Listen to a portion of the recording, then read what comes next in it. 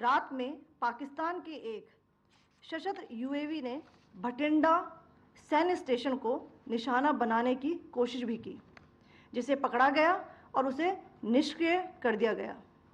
पाकिस्तानी हमले के जवाब में पाकिस्तान में 4 हवाई रक्षा स्थलों पर सशस्त्र ड्रोन्स लॉन्च किए गए। इनमें से एक ड्रोन एडी रडार को नष्ट करने में सक्षम रहा।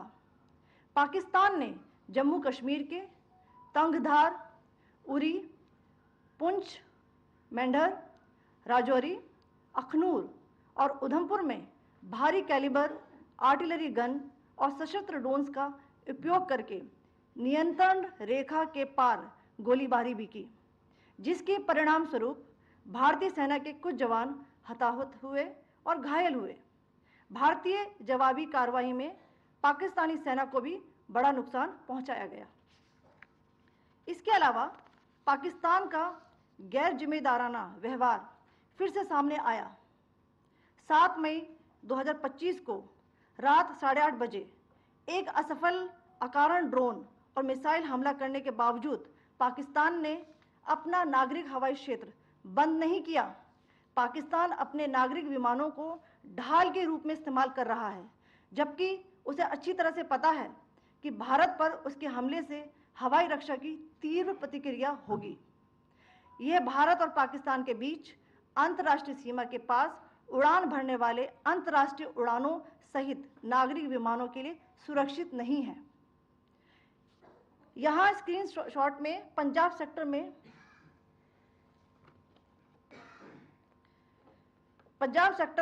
हाई एयर डिफेंस अलर्ट स्थिति के दौरान एप्लीकेशन फ्लाइट रडार 24 का डेटा दिखाया गया है। जैसा कि आप देख रहे हैं, यहाँ पर भारतीय पक्ष का हवाई क्षेत्र घोषित बंद के कारण नागरिक हवाई यातायात से पूरी तरह से रहित है। कराची और लाहौर के बीच के हवाई अड्डे मार्ग पर नागरिक एयरलाइंस उड़ान भर रही है। हाई अलर्ट किया गया है विमान फ्लाइनेस एविएशन का एयरबस 320, जैसा कि आप यहां देख रहे हैं, जो कि शाम को 5:50 दमम से शुरू हुआ और रात को 9:10 लाहौर में उतरा। ये सारा डिटेल्स आप यहां देख रहे हैं, ये डिटेल्स यहां लिखा हुआ है। Can you see this?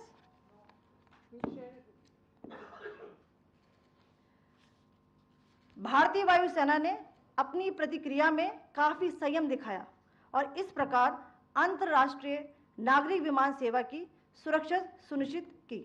धन्यवाद। जय Hind.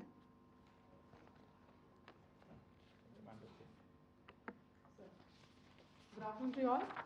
On the intervening night of 8th, 9th May 2025, Pakistan military carried out multiple violations of Indian airspace along the entire western border with an intent to target military infrastructure. Pakistan military also resorted to firing of heavy caliber weapons along the line of control.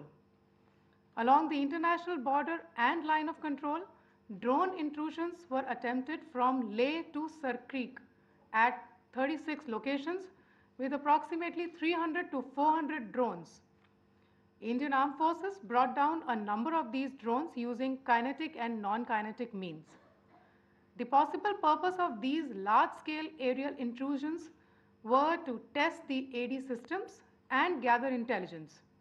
Forensic examination of the drone debris is being undertaken. Preliminary reports suggest them to be of Aziz Guard Songa drone of Turkey.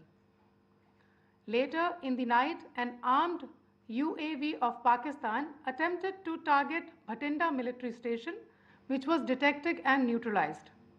In response to the Pakistani attack, armed drones were launched at 4 air defense sites in Pakistan. One of the drones was able to destroy an AD radar.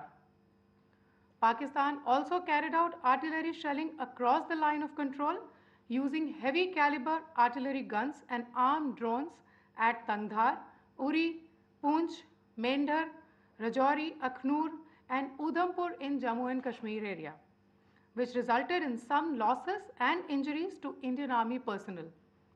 Pakistan Army also suffered major losses in Indian retaliatory fire.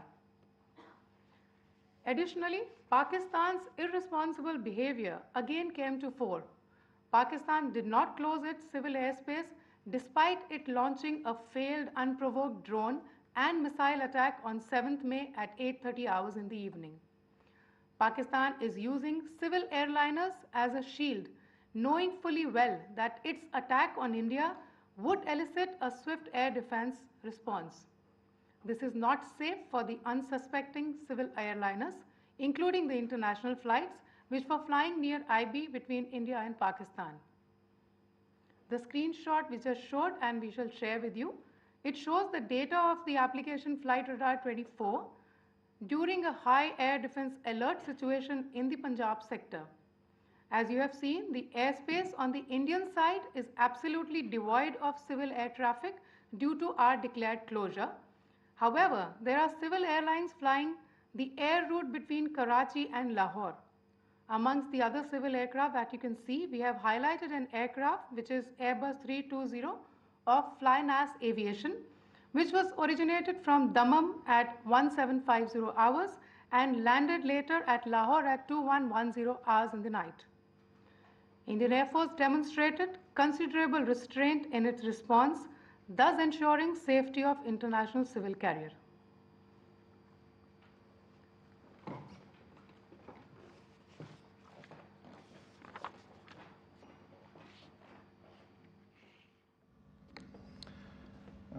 Thank you, Colonel Qureshi, Wing Commander Singh.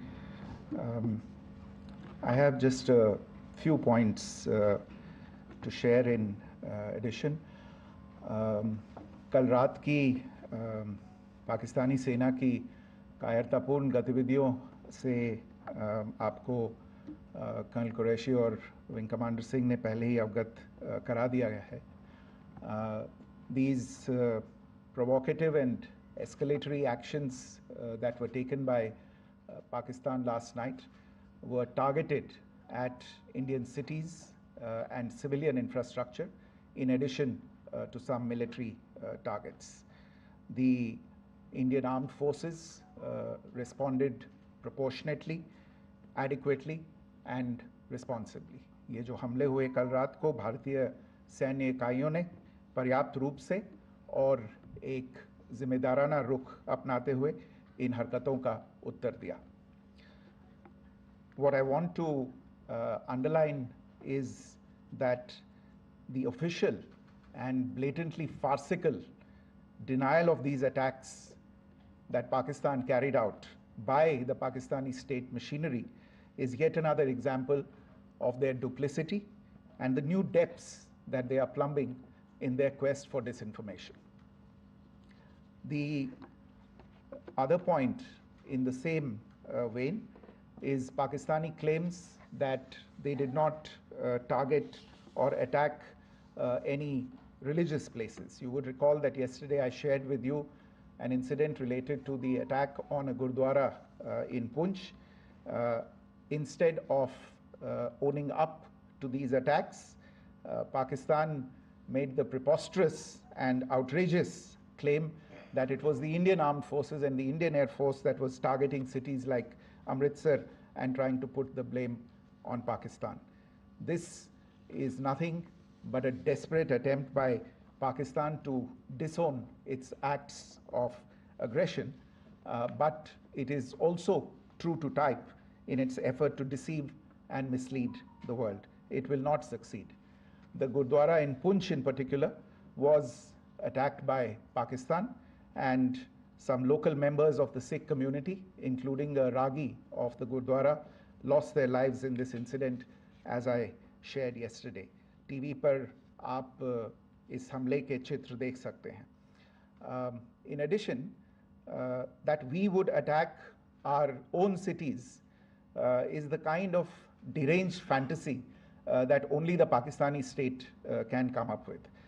Perhaps they do it because they are well versed in such action, as their history would show.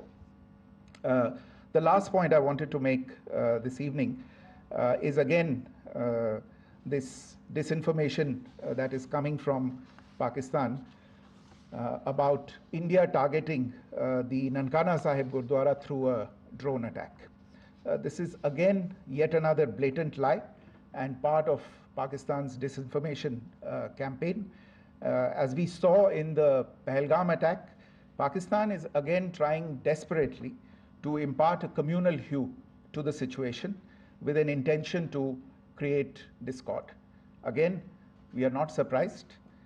India's steadfast unity in itself is a challenge to Pakistan. Let me stop there. I have time only for a few questions and be happy to try and answer them. First, I call Siddharth. Siddharth, please. Hi, sir. I'm Siddharth from Beyond. So this is Siddharth, behind, please. The other Siddharth. Yes. Hi, sir. I'm Siddharth from CNN News 18. Sir, I only want to know from you the status of Kartarpur corridor. Is it open or not? You can. I think you're all aware of the situation along the entire India-Pakistan border and the areas around the line of control. In view of the existing security scenario, the services of the Kartarpur Sahib corridor have been suspended till further directions. We'll update you as and when there is a change in the situation. You have a question here, Rishabh? So, good evening, Rishabh from Times Now. So, you spoke about religious places being hit in Jammu. There's another religious place which is a Carmelite nun church that has been hit. What do you have to say about it? If you can explain that. Yeah, actually, we do have some information about this extremely regrettable and condemnable incident during heavy shelling across the line of control in the early morning of 7th May. A shell fired from Pakistan landed just behind the Christ School run by the Carmelites of Mary Immaculate congregation in Poonch. Tragically, the shell fired from Pakistan hit the home of 2 students of the Christ School. Both students unfortunately lost their lives and their parents were severely injured. Another Pakistani shell struck a Christian convent of nuns belonging to the congregation of the Mother of Carmel, damaging water tanks and destroying solar panel infrastructure. Several priests, nuns, school staff, and local residents took refuge in an underground hall beneath the Christ School during the shelling by Pakistan. The school happened to be closed at the time, fortunately. Otherwise, more losses would have occurred. Again, we have seen the Pakistani side targeting and shelling places of worship with a particular design. This includes gurdwaras, these convents and temples. This is a new low even for Pakistan. Your question here, Pranay. Sir Pranay Upadhyay अमर जाल से sir कल आपने इसी podium से पाकिस्तान के IMF bail out को लेकर और इंडस वाटर ट्रीटी को लेकर जो टिप्पणी की थी उसकी पाकिस्तान में काफी तीखी प्रतिक्रिया भी आई और उसके बाद हमने देखा कि पाकिस्तान की तरफ से किस तरीके से लेह से लेकर भुज तक पूरी बॉर्डर के ऊपर जो इन्वेजन था वो किया गया। मौजूदा सिचुएशन के अंदर पाकिस्तान के बेल आउट पैकेज को लेकर और पाकिस्तान के अटेम्प्ट्स को लेकर आपका क्या असेसमेंट है, और दूसरा ये भी जानना चाहेंगे कि पाकिस्तान की तरफ से ये जो अटेम्प्ट किया गया था उसका भारत ने अभी तक उस तरीके का कोई जवाब नहीं दिया गया है, तो क्या भारत इसका जवाब देगा जो कार्रवाई हुई है बीते 24 घंटों में? देखिए प्रणय, जहाँ तक इंडस वाटर्स ट्रीटी का सवाल है, मैंने कल विस्तार से उसके बारे में इसकी चर्चा की है. Indus waters treaty is in abeyance and as such I have nothing further to add to the decision that was announced by the Cabinet Committee on Security. जहाँ तक IMF bailout का सवाल है, आपको ज्ञान होगा कि IMF की आज मीटिंग हो रही है.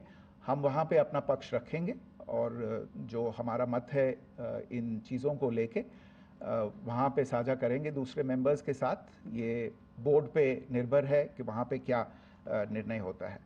और जहाँ तक जो कार्रवाई हुई है उसका जवाब देने का जो आपने जो प्रश्न उठाया है, जो आज ब्रीफिंग हुई है, जो आपको सूचना मिली है, मैंने भी कहा है कि जो आज सवेरे, तड़के सवेरे जो गतिविधियां हुई, भारत ने उनका एक जिम्मेदाराना पूर्ण तरीके से और एक पर्याप्त तरीके से उसका जवाब दे दिया है।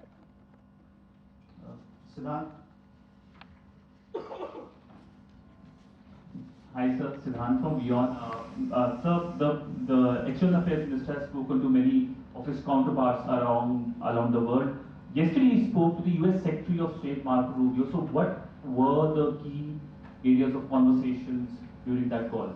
Yes, the minister had a conversation with the US Secretary of State. As you can imagine, the focus of discussions was the terrorist attack in Pahalgam and the response that India mounted after that on the 7th of May. The Secretary of State shared his thoughts on these developments with the minister. The minister deeply appreciated the US's commitment to work with India in the fight against terrorism, and he also underlined the targeted measures that India had taken in connection with Op Sindoor. The minister also underlined that India would firmly counter any attempts at escalation from there. But in follow-up to that, as you are aware, there have been a number of other conversations. The minister had a conversation with the UK Foreign Secretary, David Lammy, today. There too, the discussion centered around countering terrorism, for which there must be zero tolerance. And I understand just a short while ago, the External Affairs Minister has also spoken to the Foreign Minister of Norway, Espen Barth Eide, which was also focused on recent developments stemming from the terrorist act in Pahalgam. One last question, Sudhi. Sir, once again, thank you for doing this. Shri Ranjan from Bloomberg.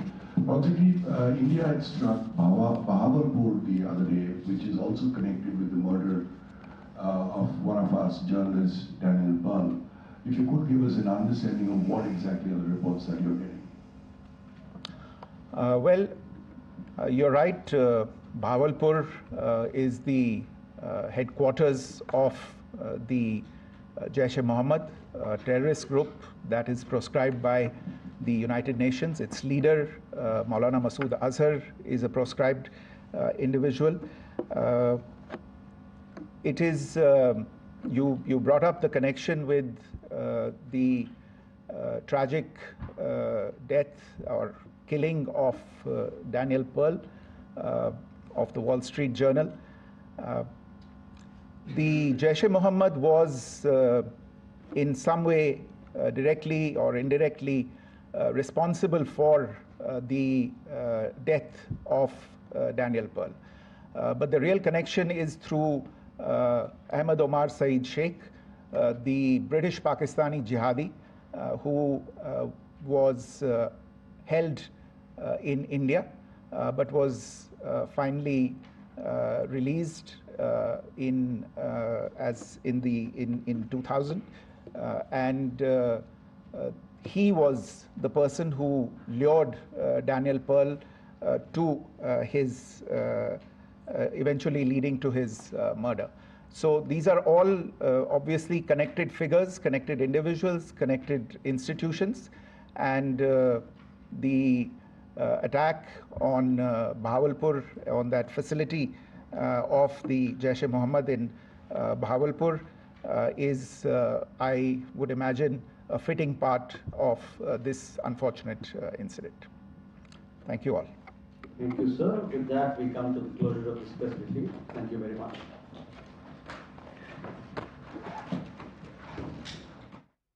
तो विदेश मंत्रालय की तरफ से ये press conference जिसमें कई अहम बातों का खुलासा हुआ, जिनको लेकर कल से अब तक कई तरह के कयास लगाए जा रहे थे, लेकिन विदेश मंत्रालय की तरफ से ये प्रेस कॉन्फ्रेंस हुई जिसमें सीधे तौर पर कई बड़ी बातें सामने आई। ये कहा गया कि पाकिस्तान, एक तरीके से सेना और विदेश मंत्रालय की ये साझा प्रेस वार्ता थी जिसमें कि